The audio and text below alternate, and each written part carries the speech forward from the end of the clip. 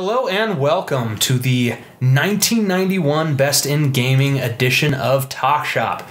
I am your host and producer, DM Schmeier of the Loresworn Order. With me is my co-founder, grandmaster, and partner in this verbal journey down the rabbit hole of gaming history, TJ Hafer. Hello, hello.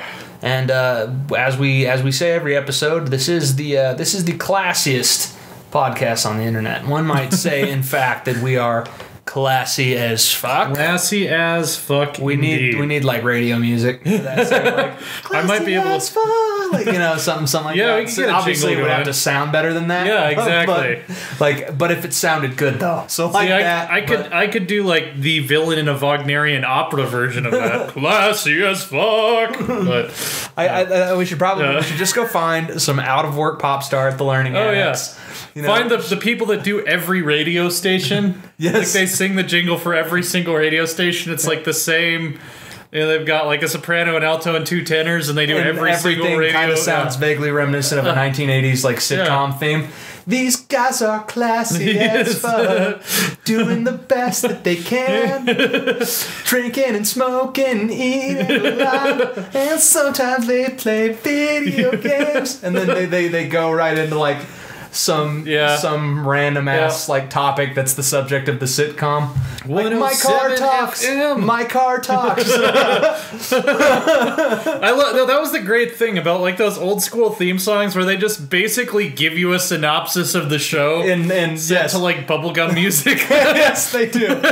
And he owns a car detailing business, and his wife is a nurse. And there's sometimes marital tension. Such as in the season 3 episode when they had to debate which Chinese restaurant to go to. Yeah, it's got the Family Guy parody of that was flawless. Like it's like that time that I starred in that 1980s sitcom. Yeah. This time around, I'm staying at home and things are gonna get better. And then 30 seconds later, it's like my black son, my black son. It's just a perfect parody. Oh man! So we're gonna put Casey, are you classy as fuck? She's like, no comment. She's like, hell yeah, motherfucker. I'm just sitting here. She's lounging, as is often the case. Yeah, I'm just sitting here. Like, I don't know why you guys yell at the box all the time, but it doesn't really concern me, so... Not at this moment. As long as you're not saying anything that concerns me, I'm just currently not after your affections, so right, exactly. I'm just going to stay here, watch you, and judge you silently. Yeah, no, so that's to say, we need a Talk Shop jingle. If anyone wants to volunteer, we'll get in touch. Oh, yeah. That needs to happen. Definitely. We just classied it up with some homemade Deutsche style chicken and dumpling soup. Oh yeah, my mother's recipe. Oh yeah. Oh my god. That's some classy stuff. Yeah. That stuff is like soup crack. We're talking about noodles like the size of a steak. Like that's they're some serious business. You gotta cut them with a knife. Yeah. And we don't screw around with that chicken stock. You were talking. You're boiling the whole carcass in the pot for like a day. Yeah. You're picking out the bones with tweezers. Like this soup is legit. Was my mother's birthday present to me, actually. A whole huge pot of that soup. And man alive, after a long day, does that stuff feel good going down. And we are washing it down. We're keeping it classy but standard. Yeah. Maker's Mark.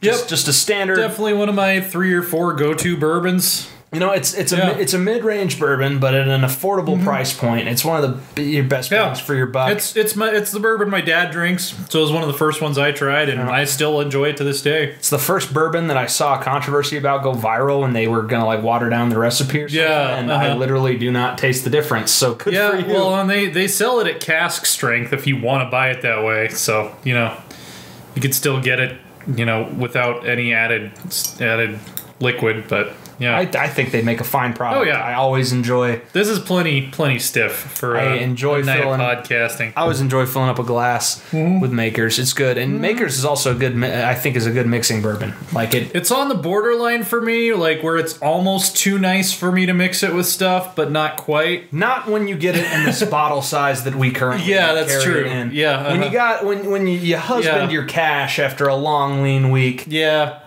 And you get 200 milliliters of whiskey. You sip that whiskey. Yeah, you do. when your incredibly generous tabletop friend brings over a frickin' handle of Maker's Mark and donates it to your household, you use that any way you want. Exactly. That's a lot of frickin' bourbon right there. We've gone through a lot of bourbon with our gaming nights. It's the best gaming liquor. It definitely is. It puts you in kind of like a jolly, creative mood, and that's exactly where you want to be for rolling some dice or dealing some cards. In a jolly, creative mood. Yeah, the greatest video games in 1991. Indeed, it was. Strong year. I know for a fact that we have a couple that are much stronger coming up, but 1991 deserves some credit. It had some heavy hitters. Well, and you can see an era beginning, in my opinion, in these titles. Like, wow, some really high quality, innovative stuff coming out. Yeah. And then in the later years, like 92, 93, you see like the fully realized dream, right? Like you got Final Fantasy IV, and then in just a couple of years, it's the brilliant, definitely top 25 on my games list, Final Fantasy VI. Oh yeah, like you've got 6 remains my favorite Final Fantasy game to this day. Not to spoil the future list too much, but you got Sonic the Hedgehog and Mega Man 4. Oh yeah. And in a couple of years, and even next year for another Sonic the Hedgehog title, you've got some amazing platformers. So I feel like this is one of those years where it's like, okay, now the technology and the industry are kind of established. Some stuff is getting tried, and they remain classics. And these titles lead to legendary entries in the greatest gaming in the coming years. Oh yeah. So yeah, we had a situation this week where we both picked the same game for number 5 and the same game for number 1. So we're gonna start it off and cap it off with the same game. We both had, of course, Final Fantasy IV as our number 5, which I think our consensus on that was pretty accurate in calling it. It was kind of the first fully realized Final Fantasy game as we know Final Fantasy today. It is, and it was the game that decided to paint in strokes broader than the sort of basic fantasy wash that the previous plots were about. Yeah. Like this plot was unique. The setting was extremely unique. I don't think there were actually a lot of tropes or fantasy archetypes present. It was very inventive, very new. And Final Fantasy's worlds, like the worlds they summon with their setting, became for the Final Fantasy, it's a hallmark of the series. The Final Fantasy world building is arguably, along with BioWare, the best world building in gaming. Oh, they're fantastic. Like Final Fantasy VII, I maintain it's slightly overrated as a game, mainly because it cannot be rated highly enough as a feat of world building. Yeah. No, I say the same thing about 8. 8, I was not a huge fan of. I think 8 is a little bit overrated, but the world building in 8 was incredible. Well, I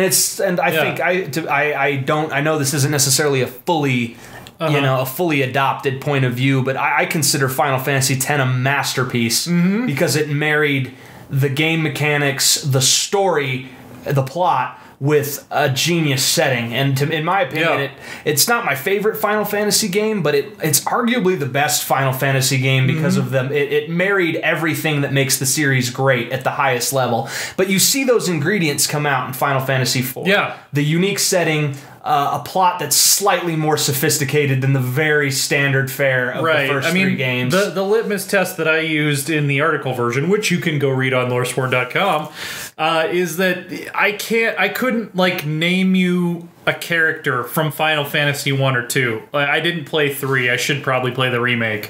But there's like, okay, there was a guy with like a dragon helmet in Final Fantasy 2, and I think he was like a dragon knight or something. But then, like, you get to Final Fantasy IV, and I remember that cast. Cecil, Kane, yeah, exactly. Rosa. Yeah, I know those characters. I could tell you who they were as people, and that's the first Final Fantasy game. And they engaged themes that go beyond the basic, we're heroes, we might as well have met in a tavern, and we're off to save the world. Which is, it's standard fantasy fare, but it's also thin. It's just, it's thin. It goes nowhere. You can't even spread it over the full And they piece had, of bread. The early Final Fantasy, like Final Fantasy 2, like maybe they would have like one pathos or something that's fairly stock and gets resolved by the end of the game. Final Fantasy 4 actually had character development. Like, it had character arcs. They, you know, a touching, if simple. Yeah. I mean, the plot didn't pay a ton of attention to the romance between Rosa and Cecil, but it was there. It was there, and it added a lot to the character. And when she gets kidnapped, like in spoiler alert, but I don't care. It was 91 people get on the train. It's like I was joking on Twitter today. Has Gilgamesh been out long enough that we can discuss spoilers now? To be blunt, I'll give spoiler alerts for our 2014 list and on. I feel like that's courteous. Anything before that, deal with it, y'all. Yeah, if it's 5 years or older, you should have probably played it by now. We'll brief you that we're gonna give some spoilers, but you know, that's about it. Yeah, I like that. It's a good agreement. But you know, the villain, like Golbez, had some complexity to him. Granted, not a lot of complexity. Not compared to later Final Fantasy villains. But he had a multi-layered motivation, which was new for fantasy plots in gaming, and would kind of become a staple of Final Fantasy. Yes, like they have these complex villains. Well, and also the sort of I love the Final Fantasy pump fake. And it got to the whereas it's like you think you got the villain pegged, and then that's not the final boss. Or that's not the villain. Yeah. I mean, and in a couple games, notably Final Fantasy VI, they pump fake the pump fake, and then it turns out it wasn't a fake at all. Right. But I love Final Fantasy X pump fakes so hard that I don't even know what's going on by the last 4 hours of that game anymore. That is a game I will get. Like the one criticism I'll give its story, I had to play 10 twice to understand it fully. Yeah. Like it was my second time through the story. Raska's Final Aeon. What the fuck is this? It was the second time through the story that everything in that plot clicked for me. But it's great. And again, just that's I think what's to be said about Final Fantasy IV. The Final Fantasy series began elsewhere, but Final Fantasy greatness, we're talking 9 out of 10, 10 out of 10 review score greatness started here. Yeah. By and large. Definitely. And to the point where it still remains a classic title. It's the oldest Final Fantasy game that I could still recommend to someone, like, go back and play this all the way through as more than a historical curiosity. Like, obviously, I'd say if you want to check out Final Fantasy 1 or 2 just to be like, oh yeah, this is where it started. And here's the one thing about Final Fantasy 1 and 2, they're short. Yeah, Final Fantasy 4 is actually worth going back and playing and finishing today. Which, you know, it holds up that well as there's some story payoff. Yeah. And I thought it was fun. I liked there not being jobs, but each character bringing something to the table. That was later expounded upon to mastery in 6. With that massive cast. Yeah, and I think that was kind of a significant change in direction for them, is in terms of not having you're going to customize all of your party members, but rather. Well, and then they took the depth that was present in the characters in 4, and when they brought the job system back in 5, it benefited from that depth. Like that was Final Fantasy 5 remains my favorite job system. 5 had a fantastic job system, definitely. 5 is underrated. 5 might be the most underrated Final Fantasy game. It is. I think it's a genuinely legendary title. Yeah, absolutely. I mean, half the people I know who they love Final Fantasy 4, they love Final Fantasy 6, 7, 8, 9, 10. They've never played 5, and I'm like, dude, go play 5. Like, that's a great game. That's not one you just want to skip over. It's a great game.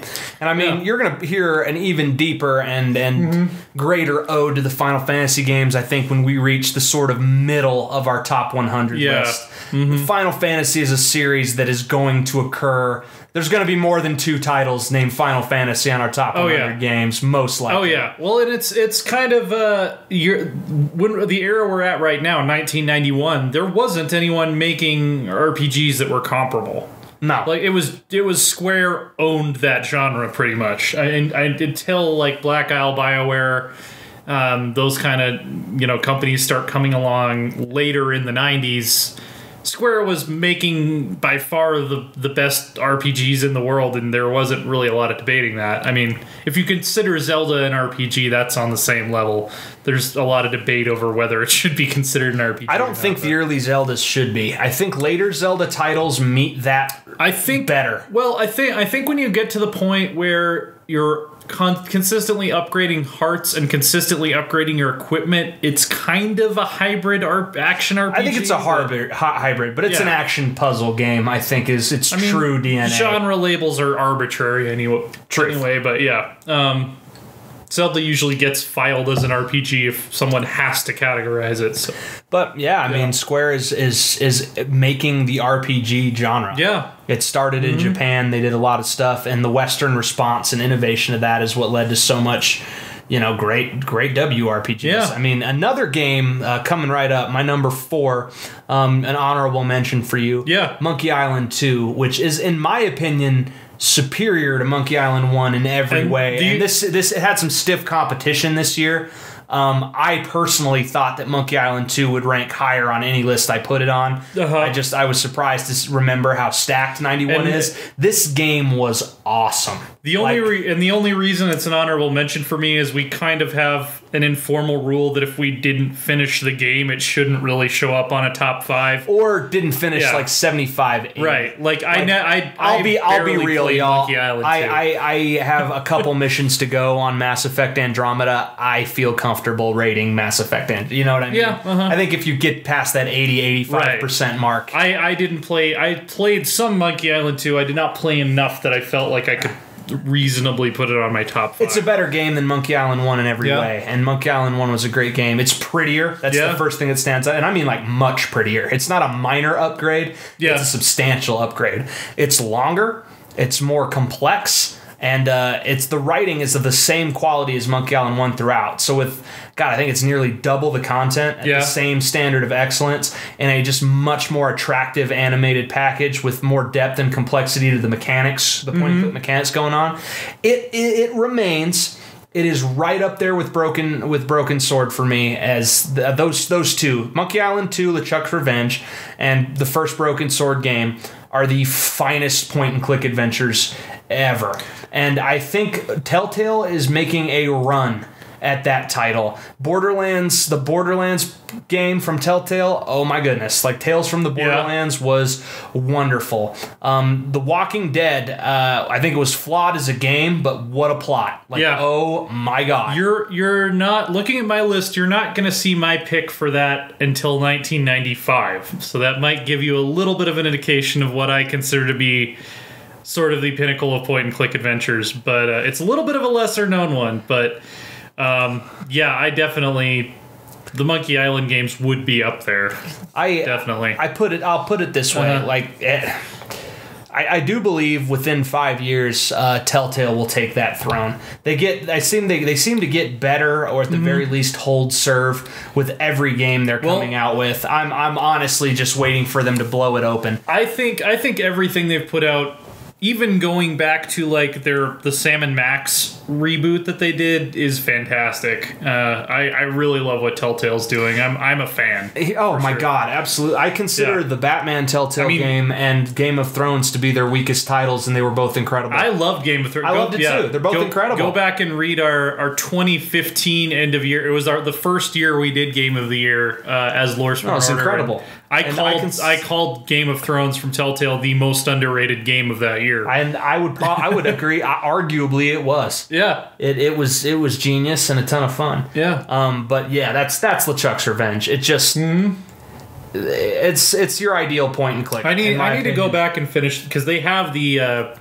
remaster on Steam. And now. just recently, I went back to the Broken Sword games, because I never played Broken Sword 2 and 3. And Broken Sword, the later Broken Sword games are nowhere near as good as Broken Sword 1, but they hold up. Because while I was going through the Broken Sword collection, I replayed the brilliant Broken Sword 1, and oh my god, what a game. Yeah. And it's the same with LeChuck's Revenge. It's gonna be timeless. It was so good, and the animation was just good enough that I don't think it'll ever have an expiration date.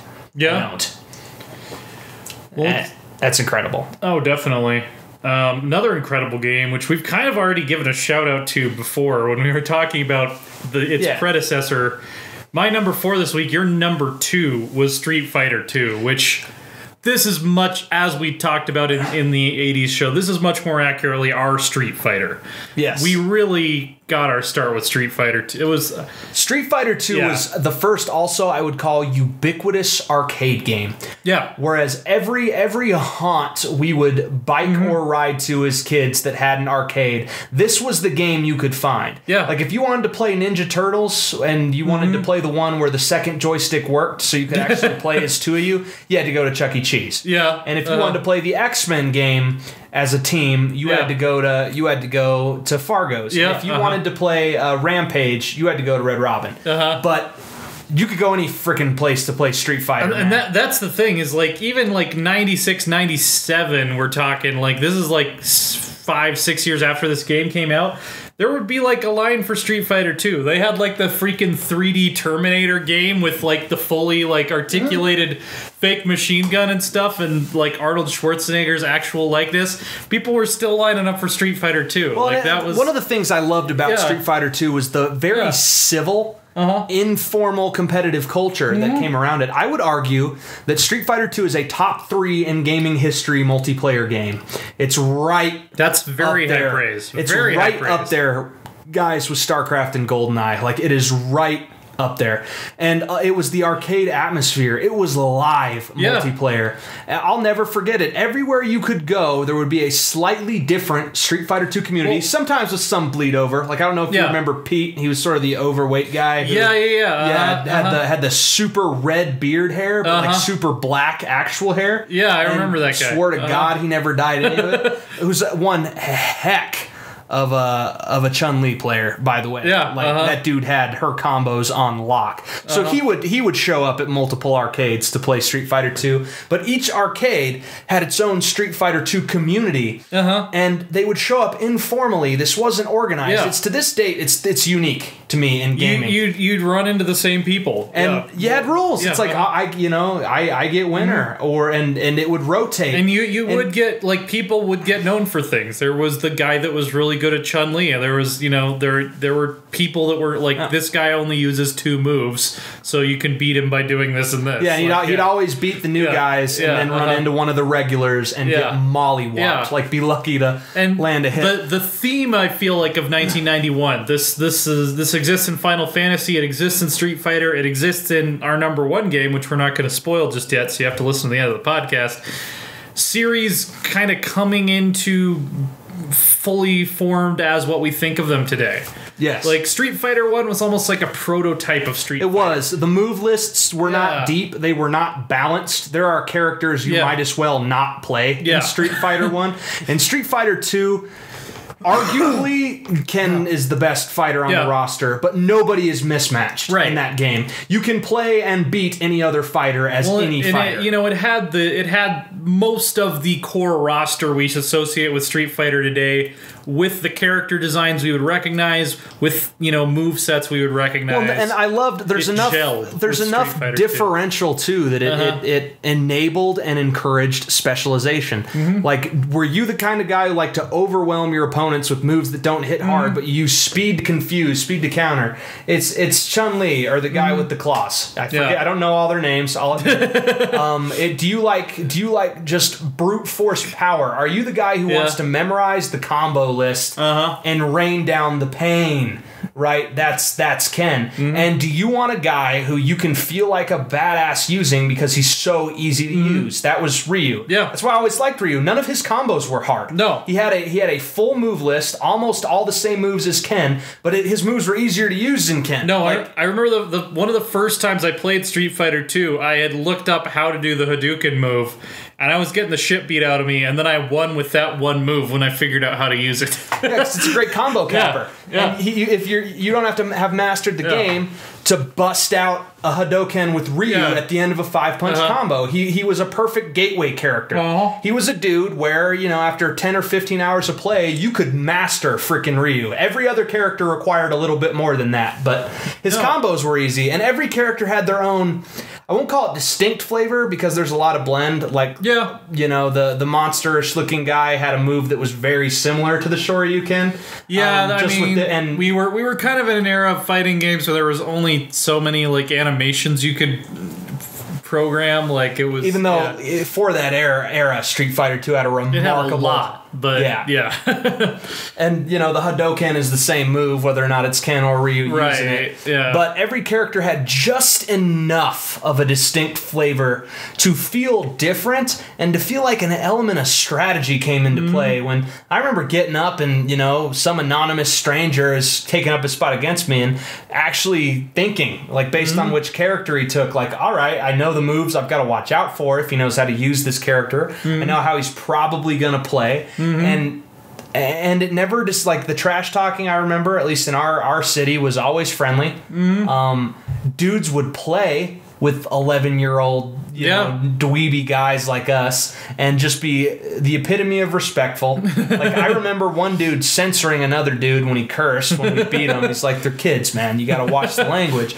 And it's like that. It's just a great multiplayer title, and it had such a wonderful community attached to it. Yeah, it was cool. And I think it's very much something that's alive and well today. Like, I don't play a lot of fighting games. I still really like to watch fighting games, like when they have the big tournaments on Twitch and stuff. You know, that it's a very interesting culture. It's like a digital form of the sort of fantasy martial arts culture that everyone who grew up watching anime, you know, wanted to connect with, but then realized doesn't actually exist in real life.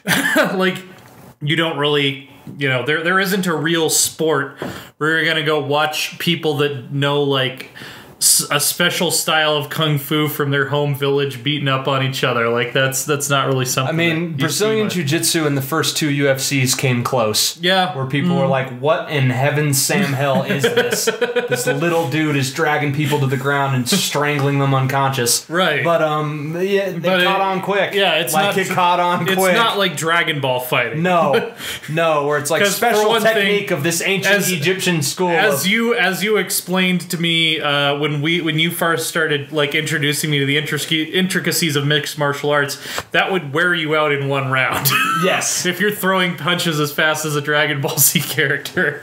Like, yeah, no one's got that wind. Right. It's just, and there aren't that many techniques under the sun. There are little variations and they're little, but human fighting has evolved quite far. We know what works just about and we know what doesn't just about. And you know, there's a lot of room for variance in between, but we're there. No one's going to come out with, like, you know, a super awesome supernova fist and change that game. We're definitely going to need to do a talk shop at some point where I just, like, quiz you on the history of MMA. And basically boxing. having you go back over a lot of the stuff you've told me, because that stuff is super interesting.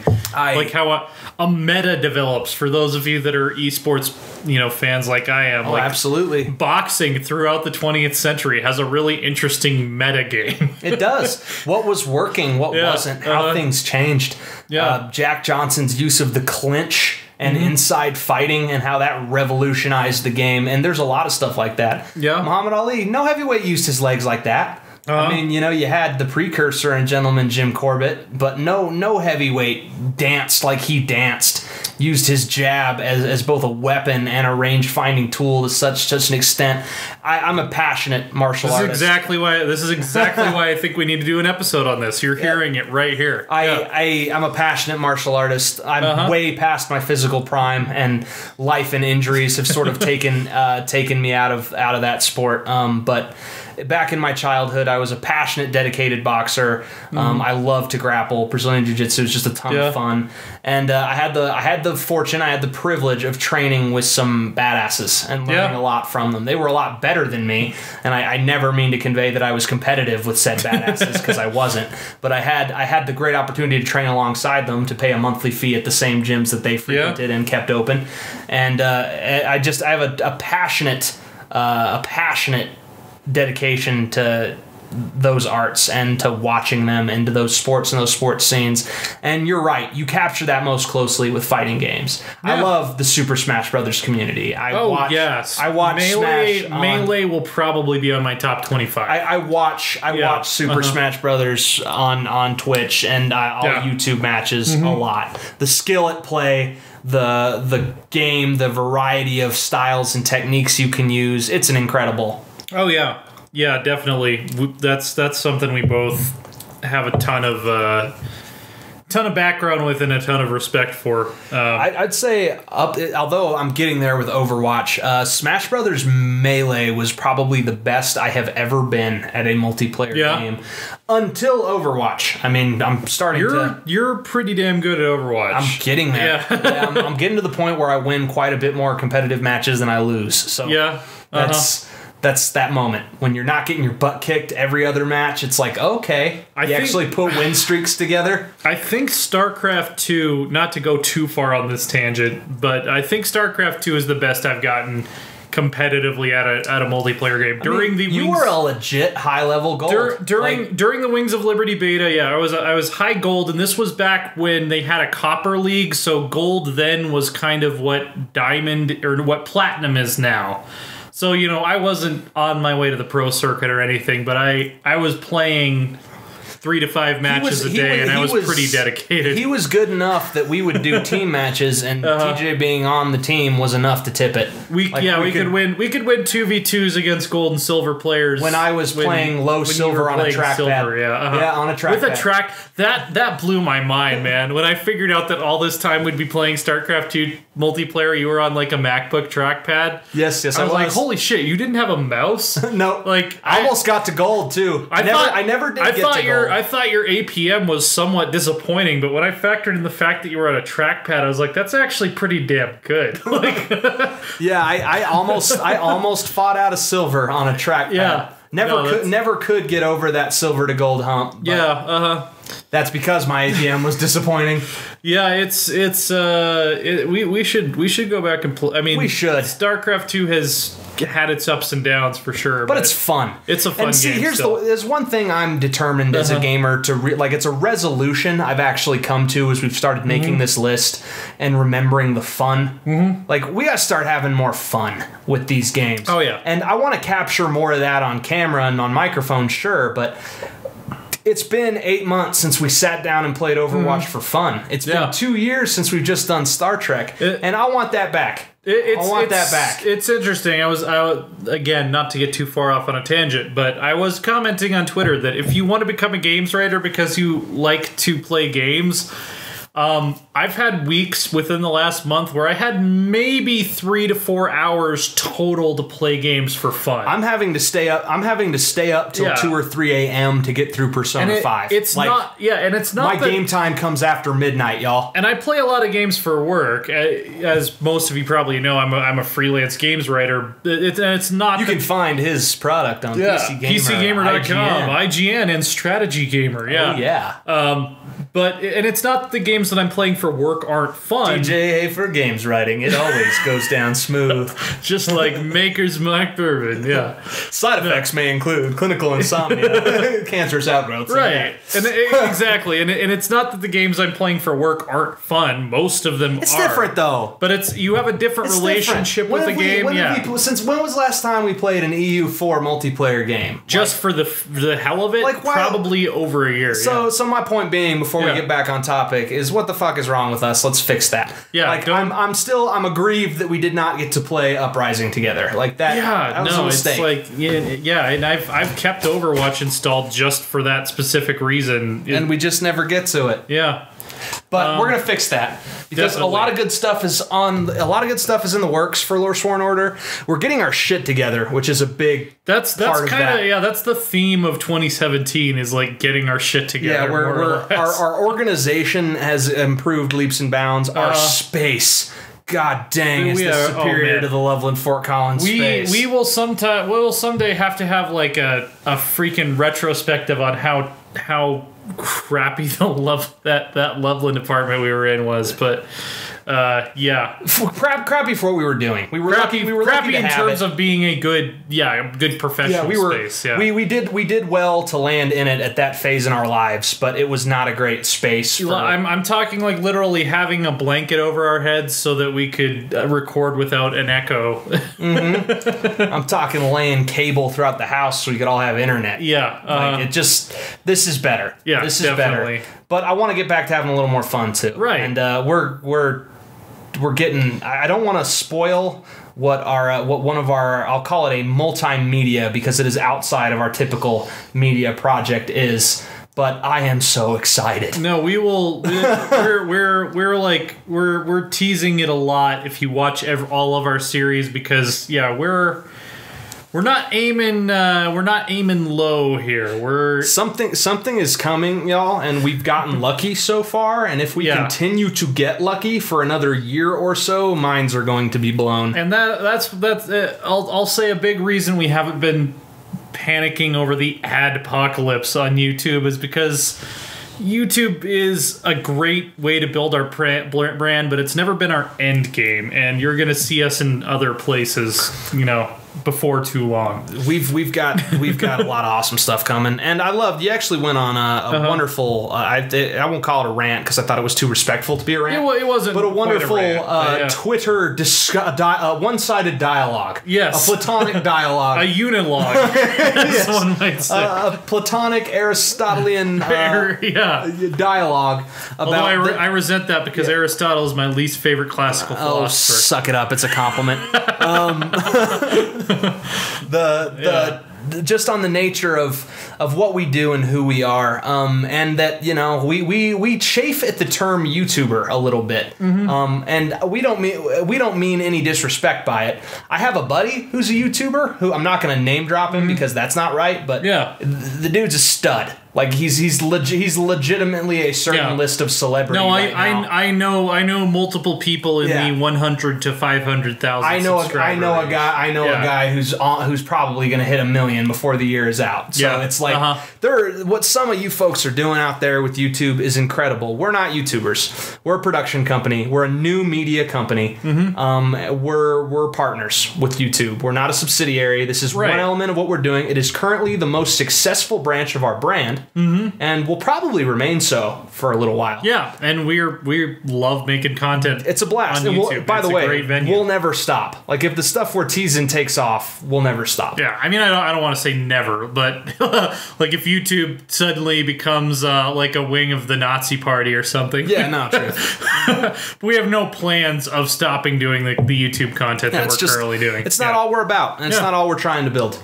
Yep. So remember to keep an eye on our website, keep an eye on other stuff going on because we're trying to become more. Yeah. And we're going to make a return to Twitch here soon. We don't know quite what that's looking like, but it's coming. That's part of what we're talking about. We definitely want to do like a weekly live or bi-weekly live show of some kind. Yeah. So we're pushing. Yeah. We're pushing. We're hopefully we're almost to the point where we can start making waves where that term actually applies to what we're doing. Many moons ago, we were talking about our favorite games. I mean, we're more than halfway through the list, so it's true. Yeah. Right on. So, Sonic the Hedgehog is your number 3, which I love that as a platformer. Yeah. So this was my number 3 honorable mention for you, the original Sonic the Hedgehog. We've sung Mario's praises in the past, but. I feel like we were both definitely more Sonic kids than we were Mario. I definitely was more of a Sonic kid. I was. Well, it's because here's the thing. All my friends and all my relatives owned the Nintendo. I owned a Sega Genesis. Right. So, and I basically lived at your house, so it was like I owned a Sega. We lived at each other's houses. Yeah, we did. Yeah. We were close enough that it was easily bikeable, and that it was a communal situation there for about 5 years. And we spent a lot of time inside after the treehouse incident that our parents didn't really trust us with nails anymore. What the hell were we thinking? I'd forgotten about that. No, I can't We're lucky to be alive. We tried to build a treehouse by ourselves with no supervision. We were like 7 or 8 with we didn't ask permission. wood. I'm not even making any of this shit up. Wood and nails and rope that we found in DM's parents' garage. And shit. We didn't ask for permission. Or help. It was in the or have any carpentry knowledge.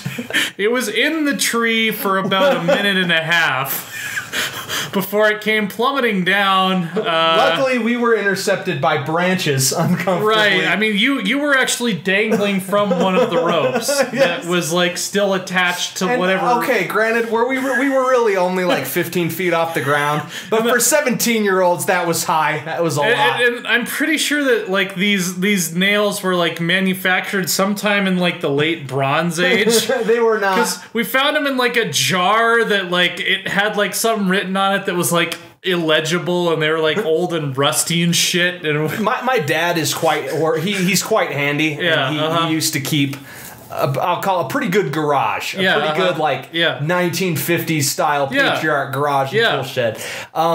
He didn't clean it often, and had he cleaned it and gone through it, these nails would have been out in the garbage because these were not adequate craft materials. And I think that might be why we picked them, because we were like, oh, this isn't something he's gonna want he won't miss later. But did we think to ask him for either his help or permission? No, which was our mistake.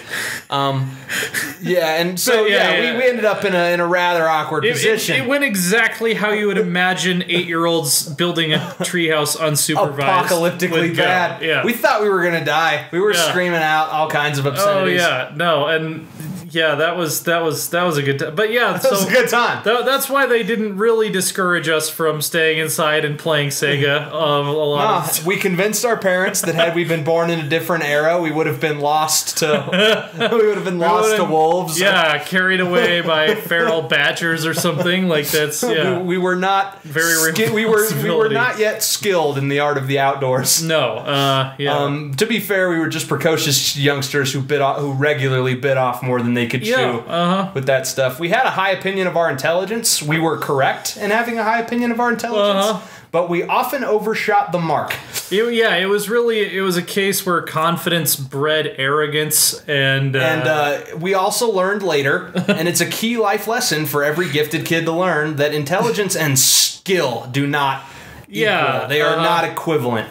Being a smart kid who's in tag does not make you a woodworker of renown. Also, often intelligence and common sense are negatively correlated. They are. Interestingly enough. They are. I've observed this in many situations. Woodworking and carpentry are skills you learn and earn and do not really possess naturally too often. Exactly. They're vocational. They're not something that comes naturally to every youngster. We thought we were above that, and we paid. But from that point on, we spent a lot of time inside playing Sonic the Hedgehog, which I still think 1, 2, 3, and Sonic and Knuckles. I think all of those initial 4 Sonic games are fantastic. I still go back and would play them today. They're a blast, I love the inherent. Mm-hmm. They added a completionist sort of reward component that is to date one of the most satisfying I've ever experienced in the games. And this really started more in Sonic 2, but I'm just gathering all the Chaos Emeralds and finally becoming Super Sonic. Dude, yes. That's a moment. That is a moment, because you can complete the whole game and not even know that exists. You can not even get 2 emeralds because those emerald stages are hard. They are. And it was a reason to keep going back. It's like, okay, I've beaten the game, but I want to get all the Chaos Emeralds this time. You only get, I think, one chance a stage. Yeah. To get a Chaos Emerald. There's like 10 or 11 stages. Yeah, so. you pretty much have to start over if you mess up, Even if you mess up one of the earlier ones, even because the later ones are so fucking hard that you don't even have a chance. But then you get to become Super Sonic on one of the late stages when the game is supposed to be getting backbreakingly difficult. Which is the reason that the Sonic 1, I think, is the least. If we do our like actual ranking of top 25, top 100, it'll probably be the lowest on my list, because the first one never actually let you run around as Super Sonic. You just got like a little cutscene at the end that was kind of cool. Yeah. Whereas Sonic 2 and 3, you actually get to, fly around and be invincible, and move awesome. Fast. Yeah. And have your character literally start levitating when he reaches maximum speed. And I love the one thing that Sonic brought to the fore that I loved it for was speed. Oh yeah. Like it added so much to the platforming. It added so much to the platforming. Like we were operating on a whole new level here. It's more than 10 times as fast as Mario. Which by the way, I wanna call out here the fact that the name of Sonic's arch nemesis, which in Japan and in the more recent Sonic games is Dr. Eggman, was localized in 1991 at the tail end of the Cold War. They changed it to Dr. Robotnik. So they're clearly trying to make him some sort of Soviet mad scientist. Like I'm imagining like captures animals and turns them into robots. This like baby boomer working for the Sega of America localization department like doesn't realize that the freaking arms race is over, and like he just got done watching the freaking Red Dawn or something. It's like, oh yeah, let's make the bad guy like a Russian Dr. Robotnik. Yeah. You so make with your friends in egg capsule. I make robot. I make a robot Sonic, a boss in second game. That was glorious. It's a very fun little cultural artifact. But they're the games, they're friggin' fun though, man. They were. No, I loved how kinetic they were, like how fast it was the speed. Yes. Yeah, I still loved Mario, but it sort of made Mario seem like slow. Tedious. It did. And that's one of the things I remember Sonic the Hedgehog and Sonic the Hedgehog 2 for was they actually made once I played them for the first time, they actually made going back to Super Mario Brothers 3 like jarring, like really jarring. Like I love the speed. I can't just sprint through the level. I have to kind of be careful. And I love the responsiveness of the controls. I remember that. Like it seemed out of this world compared to a lot of other titles. Like you press the button and he's jumping right now. It had so much verticality to it. Like that. Yeah. Like there were a lot of secrets really in any platformer. There were a lot of secrets that were hidden very high, which I thought was cool. And Sonic the Hedgehog 1 not so much, but the Sonic the Hedgehog series, they had cool power-ups. Yeah. Like the Star Shield and the Flame Shield that came in 3 and... Oh, yeah. Yeah. Man. The bubble. We loved us some Sonic growing up. We did. I think, that's one of the first major game series that we played together. We did. Yeah. It was also the first game we ever tried to marathon. Sonic the Hedgehog, all 4 original Sonic games at one point in our possession. And one night we attempted to beat all of them. And we did not accomplish our goal, but it was also the first time in Sonic the Hedgehog 2 we got to Super Sonic. I'll never forget that. And tore through that game's later stages. Oh, yeah. And that just felt awesome. Yeah, if you unlock Super Sonic early on in 2, it makes the last, quarter of the game way different. Yeah, because the last quarter of the game is actually some of the most difficult platforming I've ever experienced. And Super Sonic renders it true. Yeah, like spikes don't hurt you anymore, which is a pretty big deal. Yeah. Yeah, Sonic definitely. We'll have a lot more to say about Sonic in the future because there's 2 more games that rank higher on my personal top. But both are better games than Sonic the Hedgehog 1. They just are. Yeah. Definitely. All right, Mega Man 4. I don't need to put too fine a point on Mega Man 4. It's the same formula. It just continued to evolve and get deeper and deeper and deeper and more expansive and more expansive and more expansive. And Mega Man 4, I consider kind of the high watermark. Yeah. Like, I don't know that Mega Man ever got better, and then for a while it got worse. So...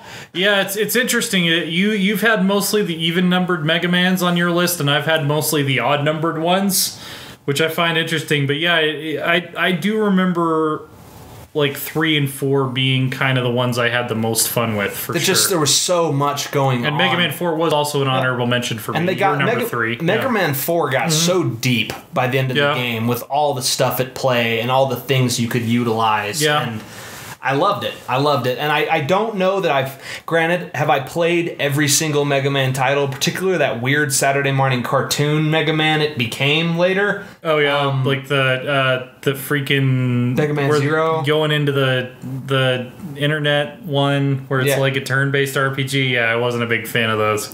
Yeah. No, I haven't kept up with the series as much as like the fans and the enthusiastic folks have, but Mega Man Battle 4, Network, that's the one you're thinking of. Mega Man 4 is, to me, that's the high watermark. It's the best that series ever was, to me. Yeah. And it makes for a legendary title, because what a series.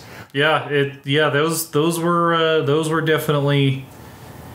I really, every time I think back to the old school Mega Mans, I think those were probably the hardest games I had played up to that point. They were brutal. Like, they really were in another class above Sonic and Mario. Like, if you could make it halfway through the boss list on a Mega Man game, you felt pretty accomplished. Well, and there were a lot of playground conversations that revolved around strategies to get past Mega Man bosses. It was a topic of lunch table conversation. At our age, even if you knew the patterns for the bosses, just having the focus to execute those patterns consistently for a kid, pretty big challenge. So, like, some of them in particularly more than others. I think I remember the name Bubble Man. Like, I don't know if that was actually his name. But I remember Guts Man. Yeah. Guts Man was hard, but yeah, like the guy that shot bubbles at you. I don't remember which Mega Man game that felt like a Contra game, and Mega Man is not as agile as a Contra character. Exactly. Yeah. And yeah, it's definitely Mega Man, as far as my childhood is associated with the highest tier of difficulty that video games could offer up to that point. And salute to it. Yeah. So your number 2, because we already talked about my number 2, Street Fighter 2. Your number 2 is Civilization. Civilization. This is another one that comes with a caveat. The first Civilization game I ever played was Civ 3. That was my intro to the series. I've gone back and played Civ 1 and Civ 2, sort of like I played the original SimCity, just to see what it was like. And, you know, it's a good deal more primitive, but I think it definitely belongs on this list because it's such a mind-blowing concept. We keep coming back to this. Like, we're talking about...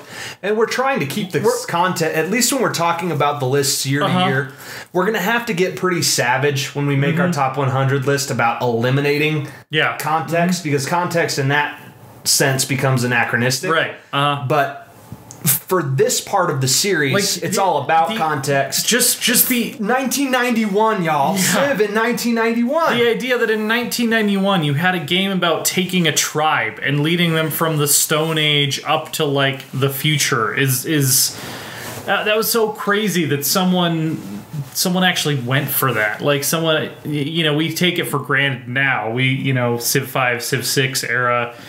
But yeah, that's such a mind-blowing idea. Like, that's one of those... Civilization to me has always been one of those game concepts where it's like, if you put a bunch of like kids in a room and told them to come up with their dream video game, like Civilization, something like that would have come up, is the type of game that I would have come up with, you know, as a kid. And it worked. And it worked. Yeah, and obviously it's very primitive compared to the later entries in the series, but the fact that it had that ambition and it kicked off such a rich, you know, genre of turn-based strategy that's still being iterated on and still being improved today, not only by the Civilization series, but by a lot of, you know, put it unkindly, imitators. In a lot of ways, they're doing their own thing. So imitators is almost unfair to them, but you know, it's a little harsh. It was an astounding game for its time, and the things it has spawned are even more astounding. So definitely deserved a high mark on my list. But not quite as high as our unanimous number one. This wasn't for close 1991. for No. me. Like, I think we both discussed this is probably... This says clear-cut a number 1 as I think we're going to get. Yeah, the biggest gap between number 2 and number 1 we've had so far. Granted, this is only the third... might have for a while, though. Like, this... Yeah, it wasn't hard to sift number 1 out of a short list this year. The Legend of Zelda, A Link to the Past, y'all. Still to this point, it's a top 3 Zelda game, I think. It's competitive for, like, there have been a lot of freaking Zelda games, y'all. Like, a lot of Zelda games. I think like a dozen at this point. And I still think that Link to the Past is right up there. Right up there. I beat this game as a kid on the Super Nintendo. I beat it when the port came out for the GBA, and then I replayed it and beat it again, like, just recently on... the Virtual Console. Yeah, Virtual Console version. Like, this is a game that I go back to... You know, it was great in 1991, it was great in 2001, it was great in 2011. Like, it's again continuing the theme that we talked about with Final Fantasy and Street Fighter. It's where the Legend of Zelda series kind of gelled into what we think of it as today. Oh yeah, the sophisticated environment where you backtrack Like that was mind blowing. It's like you can come back to areas later with new gadgets, and it's an entirely different area. And what you can do, it's entirely different. Like that didn't happen. Right. It had this rich overworld. It had a rich story. It had a strong plot impetus from square one, which is what we talked about. It's what the original Legend of Zelda was acting. Was they were like, "Here, kid, here's a sword. Go fuck yourself." It's dangerous to go alone. Yeah, like there's a Triforce out there somewhere, but fuck if I'm gonna tell you about it. You're just gonna have to figure it out. Here's a sword. If stuff tries to kill you, it's dangerous. Kill it with this sword. Maybe you'll find some dungeons. Maybe you'll find them in the right order. I don't know. But it's a masterpiece of a game. I think it might be the first game that we've talked about so far that I would unabashedly call a masterpiece. It was. Its design was immaculate. Like, let's be real. Completely and utterly immaculate. The two worlds concept, it worked. I don't think it was broken in a single way. No, it just gelled perfectly. And it was intelligent game design to be like, okay, we created this whole map, and then we're gonna have like the entire map over again, but we're gonna tweak it a little bit so it's a little bit more dangerous. And in some places tweak it a lot. Yeah, part of what made that game fun in the mid to late game stages was figuring out all the ways that. And it was so mind blowing. And Ocarina of Time did this again with Kid Link and Adult Link. That like you think you're toward the end of the game, and you're like, friggin' not. Oh no, you're not. Like you're in the Dark World now. You're Adult Link now. And the thing that I love about those pump fakes is it's legitimate because enough game comes before the Dark World. Enough game comes before the Temple of Time that you can be like, yeah, okay, it was a little short, but it was cool. It was a game. Yeah. It was a good game. Like, I had fun. Particularly in 1991, like, you didn't have games this long. Like, it was mind-blowingly long for 1991. Like, even today, it's a fairly here's the thing, game. Man. If you could sit down for an hour, you could beat Sonic if you were good. Like, if you could sit down and you were really skilled at Sonic, you could sit down and have a play of Sonic. It's like it was... Or, make it to the bullshit area and die and then, be like, okay, I've had my fun for today. Yeah, and most games were like that in this era. Yeah, Final Fantasy was pretty much the exception. Where, that's the game you came back to and came back to and came back to because you had a game to finish. There were saves. You know what I mean? Exactly. And A Link to the Past was massive. Yeah. You're not finishing that in a sitting or two. That's taking you months, son. Well, and it had, it was the first Zelda game that I feel like had these like really diverse thematic dungeons that like they all had kind of their own thing going. Like, creative bosses on the Mega Man level, like really like unique creative bosses. Yeah, running into enemies like in the second to last dungeon where it's like, I've never fought anything like this before. I need to rethink my strategy. / I'm going through my items to find out what I need to beat this thing. Exactly. And what I love is the concept was so strong that they stuck with it for a whole nother title, which was Link's Awakening. They changed nothing about the mechanics. They were just like, we're going to play in another map with this same, arguably, like the story even alludes, the same Link. Like, possibly, we don't have this for sure, I don't think, but possibly a Link's Awakening is the only time where a Link in the mythos of the Legend of Zelda has had a sequel. It's the same Link. That Majora's Mask. Yeah. But, in the Majora's Mask, there's that weird time travel-y stuff. Right, yeah. But I mean, like, no, the Link to the Past and Link's Awakening, that's Link. That's the same Link. That's how I always interpreted as a kid. Yeah, like, it's the same Link. Yeah, He's on a training trip to get stronger, I think is the story, and he shipwrecks something like that. I know they have like a visual encyclopedia that has a whole timeline in it now that I'm pretty sure was ex post facto, but yeah, it's I mean, Hyrule Historia. We'll definitely be talking about Link's Awakening more because spoiler, that's going to be on our list too. But it's a great game. Yeah, Link's Awakening, I think was one of the first. I think that was the first Zelda game that we both got it around the same time. And played it together. Swapping stories about, certain dungeons and stuff. But and it's also some of the worst computer-related trouble we've ever gotten into because we decided that it'd be a good idea to print out a GameFAQs guide in its entirety and consumed an entire at the ink school cartridge. library. And they were not friggin' happy with us. We needed 2 copies of it because Yes. you needed one and I needed one for when we weren't, Yeah, together to help each other solve the puzzles. Yeah, the guide was going to be our safety blanket. And we burnt through an ink cartridge by ourselves, and they were pissed. I recall they were not delighted. About our library computer privileges were vastly curtailed, especially when they realized it was for a video game. We were vastly curtailed. Like there was privilege seizing that occurred, and we thought that was just so unjust. Now looking back as an adult, I'd have been pissed too. Yeah. Ink cartridges were an investment back then, y'all. They were, and GameFAQs guides were not formatted to be compact. It was about 140 pages. It was kind of like one person rambling for a very long time. That's there weren't editors involved in this. It was like somebody would upload a notepad document where they had done ASCII art for The Legend of Zelda, taking an hour to make the logo, and that was the whole first page of the document. And then oh good man, times. the GameFAQs days. I wrote a very well regarded GameFAQs guide for how to catch all of the Hirons in Magination. That was one of my greatest. You did, and you started an internet myth. I did. We will talk about that later because Magination is one of those cult classics, and it was a great game. And spoiler alert, it's making our list. It was a great game. I made up a fake way to access cut content from that game that got copy pasted to every guide in the universe for 5 years. It became a legitimate part of that game lore. A legitimate false part of that game lore. It's like the guy who kept saying that who invented the false way to capture Mew. This is like the same. It was that same level. Yeah, the Ardarial Hirons. That I started that myth.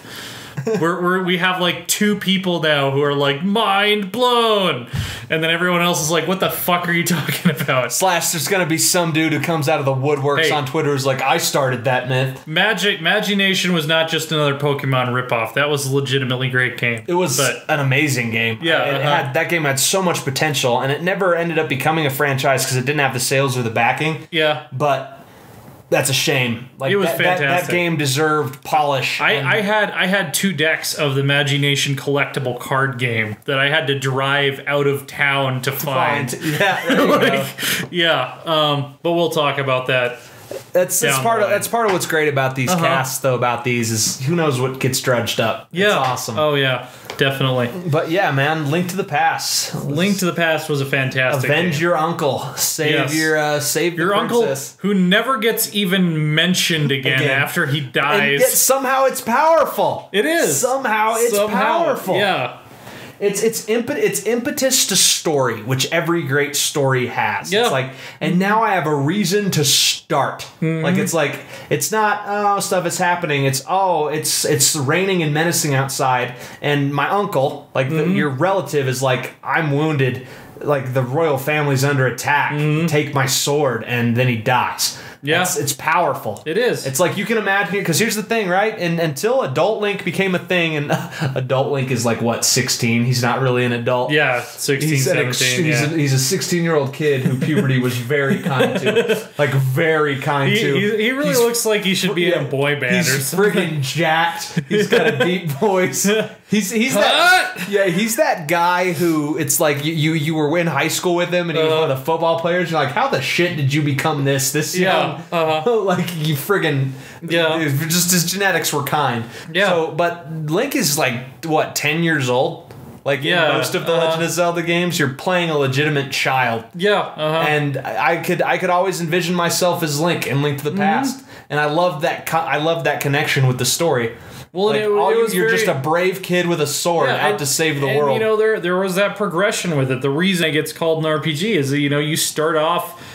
You're like a kid. You're very fragile. You can't take a bunch of hits from a monster. You have just the sword. But by the end, it's not only has your fear subsided, but you've become more durable. You've become more capable of, getting knocked around without dying. You have gear that enables you to do spectacular things that you know how to use. Yeah, you have, that experience of trial and error trying to figure out which of your items surpasses this puzzle or this monster and this boss. You become quite the little sword fighter. I mean, it encouraged a level of critical thinking. Like, you get to a new boss and it's like, all right, I've got to try out all my items on it to figure out which item did I get in this dungeon, because I know I'm going to have to use it creatively. Right, exactly. But it's not going to be obvious how I use it. I'm going to have to use it creatively.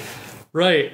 Yeah. No, they're great games, and Link's Awakening is the first truly great Zelda. A Link to the Past. Link's Awakening is great too. Yeah. But I still think A Link to the Past is a superior game, and Link to the Past is probably one of the most underrated Zelda games. But I think it's one of the most underrated games ever. I just don't see it enough, and it's I don't see its praises sung enough, and this was a masterpiece. We will be singing its praise. I mean, again, this is kind of a spoiler, but it will appear on a future list, and we will definitely be talking about it. Yes, yeah. And I mean, Zelda is a series that is going to feature very prominently on these lists, and because all the games are so dang good.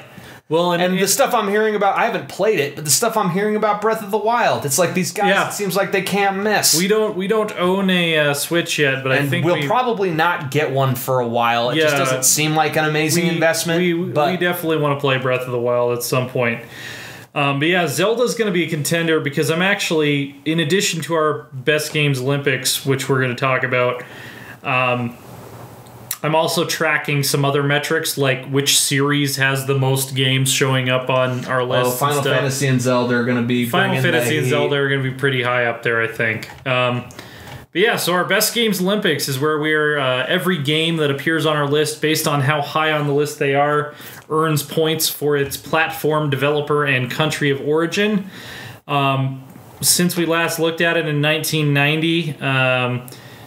NES and the SNES or NES and the PC are still in the 1 and 2 spot. SNES is actually tied with the PC for the number 2 spot overall.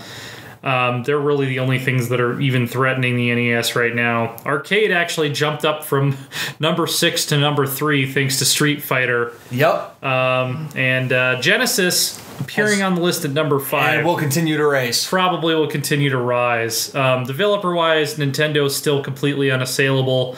Capcom jumped up from number 6 to number 2. Coming in hot. Because of Street Fighter and Mega Man. Square has taken the number 3 spot, and then we're seeing some older ones like Origin Systems, Konami start to drop down. And very soon to drop off the list. Probably, most likely. Yeah. Konami, I think, will have a strong showing through the 90s and early 2000s, but then they kind of start to taper. Yeah, fire certain employees who should not have been fired. Yeah, and then Nation Wars standings haven't really changed. Japan is still number 1 by far, followed by the U.S. They've actually, I think, extended their lead over the U.S. at this point a little bit. Yeah, and then the U.K. is pretty far behind, and no other country has made it onto the board yet, but that will be changing soon. It will be very soon. God, fuck it, for next week's list, very minor spoiler, it took me so goddamn long to figure out where Echo the Dolphin was actually developed. Because the developers were from Hungary, but their office was in the United States. So I was like, okay, I'm spending way too much time figuring out which country to give half of a point to for an honorable mention for Echo the Dolphin. That was an adventure in and of itself. We're trying to be fair. We're trying to do our due diligence here. But we're trying to be fair. What's gonna really come up? You never know. One of the developers of Echo the Dolphin might be perusing the internet one day and be like, "Oh, my game got a mention. There's a competition, and they're gonna want to see that they scored a point." Yeah. And what is the most prestigious of competitions? The Best Game Olympics. Well, the other thing that's gonna become a factor, I think, later on is when we have like the rise of multi-platform games. It's gonna be a lot harder to judge the platform competition. Mm-hmm. So we'll have to discuss like, okay, they're going to be some exclusives, the same day for PC, PS3, and Xbox. They should probably all get the points. Yeah, like how are we going to distribute I don't that? think you do. I think they all get the points. Or create a category for multi-platform release. I don't know. Like, I mean, like Mass Effect came out a year later for the PC, but I played it on the PC. It's an Xbox do we release. Give that a PC point. I think it's an Xbox release. Yeah, it's gonna get a 360 point. Yeah, but there are games that were legitimate day one multi-platform. Yeah, and I would almost just as rather give every system the points. Yeah, honestly, like every system that it released on within a year. Like GTA takes so long for the PC port that I have a hard time calling it. It's not a PC game. And it's not a PC game, and no gamer thinks of it as a PC game. Not like really. But yeah, we'll definitely have to hash that out. I think that's it for this week, though. It is. We've gone through it all, including some tangents, some stories. But that's what Talk Shop is for. Oh yeah, man. Yeah. We didn't spend as much time on classy as fucking what were we playing this week, so we need to indulge ourselves in some tangent, tangent love. Yeah, but nah, it's just tangent love. It's a Fern Gully parody? Tainted Love. Okay, I was thinking you were doing Toxic Love from the Fern Gully villain. Like freaking Curry. Don Curry. I can't even say what my Tim Curry, not Don Curry. My opinion of those movies was, because it is a term that refers to a group of people that was appropriate socially for me to use at the time that Fern Gully came out, but is not any longer. Don't go down that road. I was not a fan of him as a child. Don't go down that road. But Tim Curry was in it, and he did a great job. Yeah. Robin Williams was Robin Williams, the Bat. Like, he was literally Robin Williams in bat form. And, fun times were had. By the way, tie-in, Robin Williams' daughter's name is Zelda after the Legend of Zelda series because he was such a fan of the Legend of Zelda. It's just another detail. What a badass. Like, that guy. Oh, Robin Williams was a national treasure. Yeah, goddamn national treasure. Absolutely. I love that hairy comic zany genius son of a bitch. Oh, yeah. Definitely. He was, and I mean, we lived in San Francisco and spent time in the Bay Area when he was still alive. And his presence in that community was just palpable. Oh, yeah. Like the comedians I got to work with who'd been on shows with him, and his charity outreaches, and just his presence in the community. The restaurants he frequented, he was... If you had to be there in the Bay Area the week we lost him to know how much he meant to that 100 square miles. Yeah. Like, it was profound. It's one of the more powerful experiences of my life, that outpouring of grief. Yeah. So it was a pretty big deal. It's a tribute to him, an unexpected tribute to him.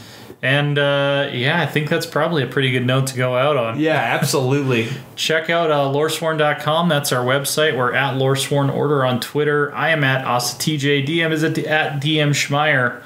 You can read this Best Games of 1991 in article form on the website right now. Best Games of 1992 will be out the Saturday after this podcast drops. Remember to follow us on all channels and keep track of all platforms, because we are looking to expand and diversify the brand. And like I said, hopefully we got some good news coming. Oh, yeah.